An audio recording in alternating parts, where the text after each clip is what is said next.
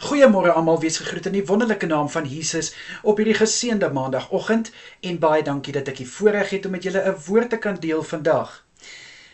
Ek wil graag weet by jou, het jy ook 'n rolmodel na wie jy opkyk?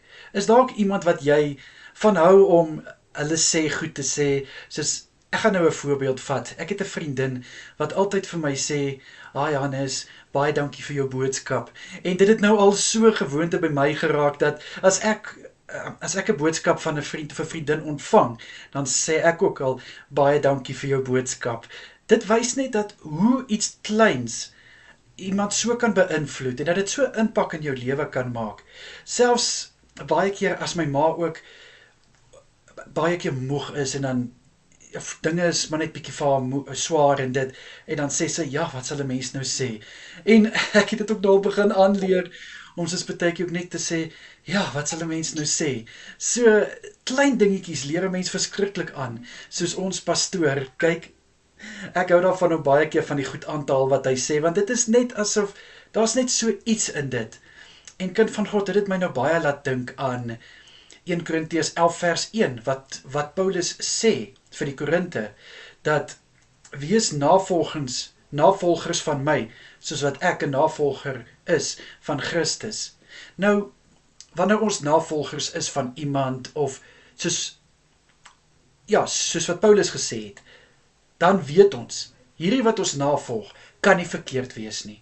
Want om vir Christus na te volg, ek meen om te leer, om lief te hê soos Christus, te vergewe soos Christus, om te lewe soos Christus, dit is 'n goeie invloed, wat ons definitief op die regte pad het.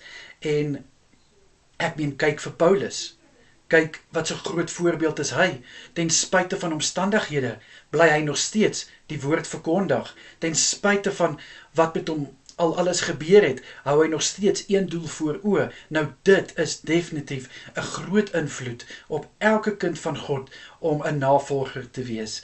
So my boetie en sissa, ek wil graag vir jou vandag vra, van wie is jy 'n navolger? Wie beïnvloed jou? En wie is jou voorbeeld? As dit die wêreld is, dan dink ek dit is tyd om te gaan besin. Maar ja, al volg ek voorbeelde na van die wêreld, gaan dit vir my ewige lewe waarborg. En al word ek beïnvloed deur dinge van die wêreld, is dit goeie invloed of slegte invloed? Maar as jy beïnvloed word met die koninkryk van Jesus Christus, beïnvloed word met dinge wat jou kan vorentoe vat en nie terugvat nie, dinge wat jy mee beïnvloed word, wat jou nie afbreek nie, maar jy's ophou, dit is die dinge waarvan jy 'n navolger moet wees. So kom ons gaan reflekteer 'n bietjie oor van wie en wat is ons navolgers, en deur wie en wat word ons beïnvloed, en van wie en wat is vir ons 'n voorbeeld om na te volg. Of wat sê ek? Kom ons bid saam. Here, baie dankie vir Gods manne soos Paulus.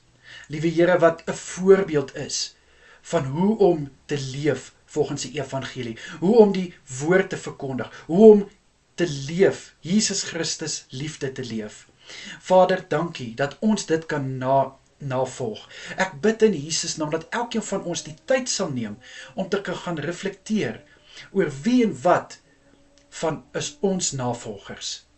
Wat of wie is vir ons 'n invloed, en wie en wat is vir ons 'n voorbeeld. Laat ons kan besin, maar is dit positief of is dit negatief?